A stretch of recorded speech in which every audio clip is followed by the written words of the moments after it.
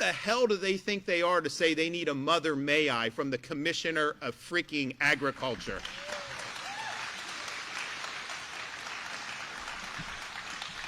And so people will say, they'll say, you know, well, why would they do that? It doesn't make sense. Because think about it.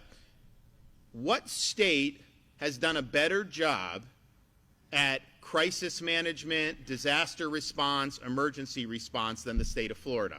Is there a state that's done better? Not even close. So we have agencies that are in all these fights. We have a great record of success in responding to different things. And why would you want to kneecap that? And even if you were serious about it, to create a new set of bureaucracy and the Commissioner of Agriculture obviously doesn't make sense. And the reason they did it, it's not because they're dumb. They knew by doing that they would stymie enforcement against illegal immigration. They don't want to remove illegal aliens from this state. Okay? Some of them want cheap labor for some of these business interests. And here's my problem. So first of all, we did E-Verify a couple years ago. And E-Verify, so it's private business. You just run them through the computer. You're here lawfully, you'll be hired. If you're not, you can't be hired. That's the law of the land. It's not like we're imposing a new set of laws. So that's the law. And so we've done it.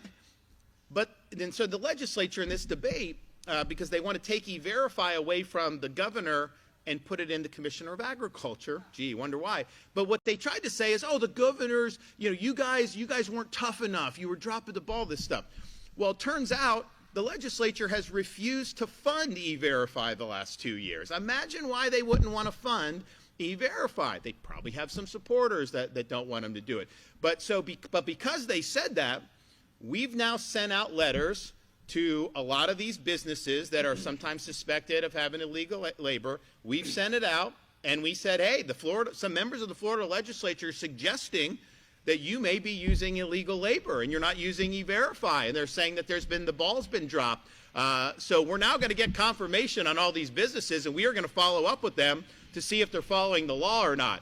But these guys deliberately did not want to fund that because they want the policy to be you have illegal workers because it's cheaper for some of their supporters. And here's my problem with that. One, we got to be a rule of law, right? If you want to have foreigners come in, then change the law. Now, I wouldn't support that, but at least we're all on the up and up. Why is it that you have to follow the law, but some of these other guys don't have to follow the law? That doesn't work for me. Doesn't make sense.